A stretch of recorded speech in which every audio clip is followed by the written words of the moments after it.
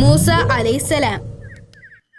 യാക്കൂബ് നബിയുടെ സന്തതി പരമ്പരകളാണ് ബനി ഇസ്രായേൽ എന്നറിയപ്പെട്ടിരുന്നത്. അവർ ഈജിപ്തിലേക്ക് കുടിയേറി. അവിടെ അവർ വളരെ കാലം സന്തോഷത്തോടെയായിരുന്നു ജീവിച്ചിരുന്നത്. ഈ പരമ്പരയിൽ പെട്ടതായിരുന്നു മൂസ നബി അലൈഹിസ്സലാം. അള്ളാഹു അദ്ദേഹത്തിന്റെ പേര് 120-ൽ പരം തവണ ഖുർആനിൽ പരാമർശിച്ചിട്ടുണ്ട്. അദ്ദേഹം ജനിച്ചത് ഈജിപ്തിലായിരുന്നു. അക്കാലത്ത് ഈജിപ്ത് ഭരിച്ചിരുന്നത് ഫിർഔൻ ആയിരുന്നു. ഫിർഔൻ ഇസ്രായേലുകാരോട് വളരെയധികം വെറുപ്പായിരുന്നു. ഇസ്രായേലിയർക്ക് ജനിക്കുന്ന എല്ലാ ആൺകുഞ്ഞുങ്ങളെയും കൊന്നുകളയാൻ ഒരു ദിവസം ഫിർഔൻ ആജ്ഞാപിച്ചു. പടയാളികൾ ഈജിപ്തിൽ ജനിക്കുന്ന ഓരോ ആൺകുഞ്ഞിനെയും കൊന്നുകളഞ്ഞു. സൈനികർ പെട്ടെന്ന് തന്നെ മൂസാ നബി അലൈഹിസ്സലാമിന്റെ വീട്ടിലുമെത്തി. എന്നാൽ നബിയുടെ മാതാവ് ആരുടെയും ശ്രദ്ധയിൽപ്പെടാതെ കുഞ്ഞിനെയും കൊണ്ട് വീടിന്റെ പുറത്ത് കടന്നു. കുഞ്ഞിനെ ഒരു മരത്തിന്റെ പെട്ടിയിലാക്കി നൈൽ നദിയിലൂടെ ഒഴുക്കിവിട്ടു. ഇത് അള്ളാഹുവിന്റെ കൽപ്പന പ്രകാരമായിരുന്നു. മൂസ നബി അലൈഹിസ്സലാം വെള്ളത്തിന്റെ മുകളിലൂടെ കുറേ ദൂരം ഒഴുകിക്കൊണ്ടിരുന്നു. എന്നാൽ ഈ സമയം പ്രവാചകന്റെ സഹോദരി പുഴയുടെ തീരത്തിലൂടെ ആ പെട്ടിയെ പിന്തുടരുന്നുണ്ടായിരുന്നു. ദൈവം ആ പെട്ടിക്ക് വഴികാട്ടിയായി. കുറച്ചു സമയം നൈൽ നദിയിൽ ഒഴുകി നീങ്ങിയതിനു ശേഷം ആ പെട്ടി ഒരു ചെറിയ അരുവിയിൽ പ്രവേശിച്ചു. അരുവിയുടെ തീരത്ത് നിൽക്കുകയായിരുന്ന ഫിർഔനിന്റെ ഭാര്യ ആ പെട്ടി കണ്ടു. അവർ തോഴിമാരോട് അത് കരയിൽ എടുത്തു വെക്കാൻ ആവശ്യപ്പെട്ടു. അരുവിയിൽ കുളിക്കുകയായിരുന്ന ഫിർഔനിന്റെ ഭാര്യയ്ക്ക് കുഞ്ഞിനെ കണ്ടപ്പോൾ വാത്സല്യം തോന്നി. അവർ കുഞ്ഞിനെ കൊട്ടാരത്തിലേക്ക് കൊണ്ടുപോയി ഫിർഔനിനെ കാണിച്ചു. ഈ കുഞ്ഞിനെ കിട്ടിയതിൽ എനിക്ക് വളരെയധികം സന്തോഷമുണ്ട്. ഇവനെ കൊല്ലരുത്, നമുക്കിവനെ നമ്മുടെ മകനായി വളർത്താം. അവർ ഫിർഔനോട് പറഞ്ഞു. അയാളത് സമ്മതിച്ചു. അങ്ങനെ അവർ ആ കുഞ്ഞിനെ ദത്തെടുക്കാൻ തീരുമാനിച്ചു. ഇതിലൂടെ അള്ളാഹു മൂസാ നബിക്ക് രാജകീയമായ ഒരു ജീവിതമാണ് നൽകിയത്. വൈകുന്നേരം ഫിർഔന്റെ ഭാര്യ വളരെ വിഷമത്തോടുകൂടി ഇരിക്കുകയായിരുന്നു. ഈ കുഞ്ഞിനെ എന്താണ് കൊടുക്കുക? അവർ ദാസിയോട് ചോദിച്ചു. കുഞ്ഞിനെ പാല് കൊടുക്കാൻ ഒരു സ്ത്രീയെ നിയമിക്കണം, അല്ലെങ്കിൽ അവൻ മരിച്ചു പോകും, ദാസി പറഞ്ഞു. മൂസാ നബി അലൈഹിസ്സലാമിനെ പിന്തുടർന്നു വന്ന അദ്ദേഹത്തിന്റെ സഹോദരി ഇത് കേൾക്കുകയും അവർ മുന്നോട്ട് വന്നുകൊണ്ട് രാജ്ഞിയോട് പറഞ്ഞു. കുഞ്ഞിനെ പാല് കൊടുക്കാനും നന്നായി പരിചരിക്കാനും കഴിയുന്ന ഒരു സ്ത്രീയെ എനിക്കറിയാം. അവളെ കണ്ടപ്പോൾ രാജ്ഞി അത്ഭുതപ്പെട്ടെങ്കിലും വിഷമത്തിലായിരുന്ന അവർ ആ സ്ത്രീയെ കൊണ്ടുവരാൻ ആവശ്യപ്പെട്ടു.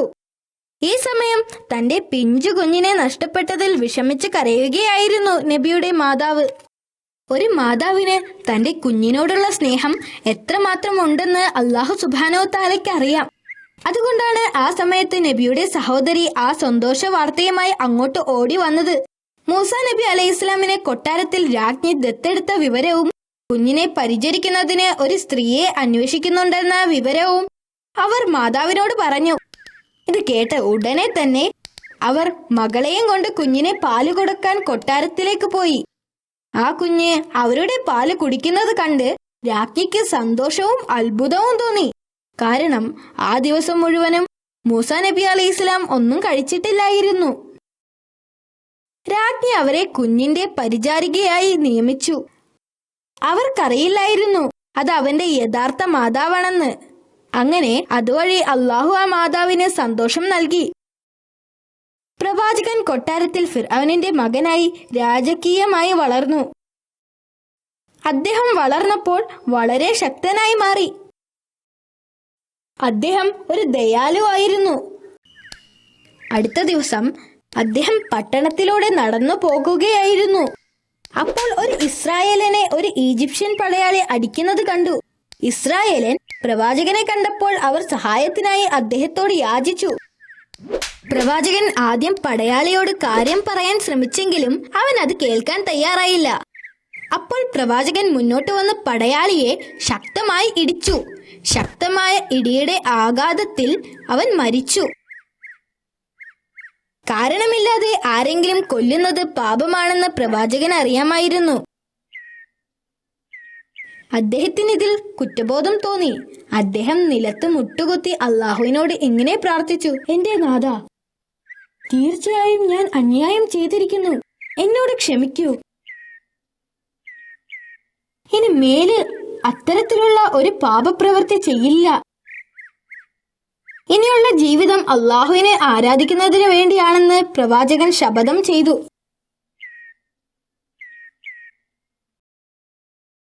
അടുത്ത ദിവസം കഴിഞ്ഞ ദിവസം അടികിട്ടിയ അതേ മനുഷ്യൻ മറ്റൊരു ഈജിപ്ഷ്യൻ പടയാളി അടിക്കുന്നത് അദ്ദേഹം കണ്ടു. പ്രവാചകൻ വീണ്ടും അദ്ദേഹത്തെ സഹായിക്കാൻ തീരുമാനിച്ചു. അപ്പോഴേക്കും കഴിഞ്ഞ ദിവസം പ്രവാചകൻ ഒരു പടയാളിയെ കൊന്ന വിവരം അറിയാതെ പറഞ്ഞുപോയി. ഓ മൂസ, നിങ്ങൾ ഇന്നലെ ഒരു സൈനികനെ കൊന്നതുപോലെ എന്നെയും കൊല്ലാൻ പോവുകയാണോ? അയാൾ ചോദിച്ചു. അടുത്ത ദിവസം പ്രവാചകന്റെ അടുത്തേക്ക് ഒരാൾ ഓടി വന്നുകൊണ്ട് പറഞ്ഞു: മൂസ, നിങ്ങളെ പിടിക്കാൻ പടയാളികൾ വരുന്നുണ്ട്, പെട്ടെന്ന് തന്നെ ഇവിടെ നിന്ന് പോകൂ. അപ്പോൾ പ്രവാചകൻ പാപികളായ ഈ ജനങ്ങളിൽ നിന്നും എന്നെ രക്ഷിക്കാൻ അള്ളാഹുവിനോട് പ്രാർത്ഥിച്ചു. അതിനുശേഷം പ്രവാചകൻ ആ നഗരം വിട്ട് മദീനയിലേക്ക് പോയി. പ്രവാചകന്റെ ജീവിതത്തിൽ അദ്ദേഹത്തിന് സാഹസകരമായ പല സാഹചര്യങ്ങളെയും നേരിടേണ്ടി വന്നിട്ടുണ്ട്. അദ്ദേഹത്തിന്റെ ജീവിതം അള്ളാഹുവിന് വേണ്ടി സമർപ്പിക്കപ്പെട്ടതായിരുന്നു. മദീനയിലെത്തുന്നതിനു വേണ്ടി അദ്ദേഹം മരുഭൂമിയിലൂടെ ദിവസങ്ങളോളം സഞ്ചരിച്ചു. ഇടയ്ക്ക് അദ്ദേഹത്തിന് മരപ്പച്ച കാണാൻ കഴിഞ്ഞു. അവിടെ വിവിധ തരത്തിലുള്ള മരങ്ങളും വെള്ളക്കുഴികളും ഉണ്ടായിരുന്നു. കത്തിക്കൊണ്ടിരിക്കുന്ന സൂര്യന്റെ ചൂടിൽ നിന്ന് രക്ഷപ്പെടാൻ അവിടെ കുറച്ച് വിശ്രമിക്കാൻ അദ്ദേഹം തീരുമാനിച്ചു. അവിടെ കുറച്ചു പേർ ഒരു വെള്ളച്ചാട്ടത്തിൽ നിന്നും അവരുടെ മൃഗങ്ങൾക്ക് വെള്ളം നൽകുന്നുണ്ടായിരുന്നു. അതിന്റെ പുറകിലായി 2 പെൺകുട്ടികൾ ആട്ടിൻ കുഞ്ഞുങ്ങളുമായി അവിടെ മാറി നിൽക്കുന്നുണ്ടായിരുന്നു.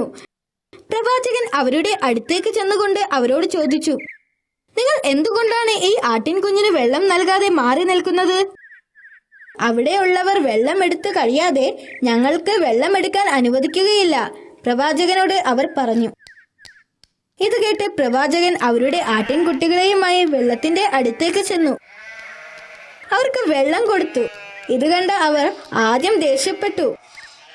എന്നാൽ പ്രവാചകന്റെ വലിപ്പവും ശക്തിയും കണ്ട അവർ പിന്നീടൊന്നും പറഞ്ഞില്ല.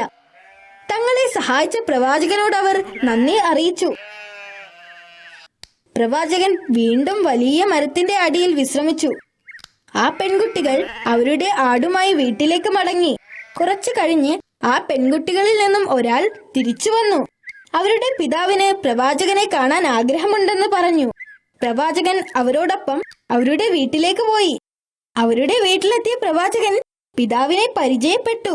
അദ്ദേഹത്തിന്റെ കഥകൾ ആ പിതാവിനോട് പറയുകയും ചെയ്തു.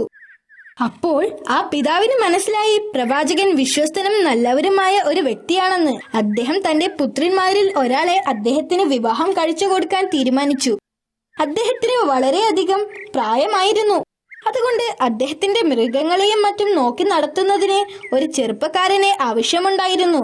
പ്രവാചകൻ അതിന് സമ്മതിച്ചു. അദ്ദേഹം പുത്രിമാരിൽ ഒരാളെ വിവാഹം കഴിക്കുകയും സന്തോഷത്തോടെ കഴിയുകയും ചെയ്തു.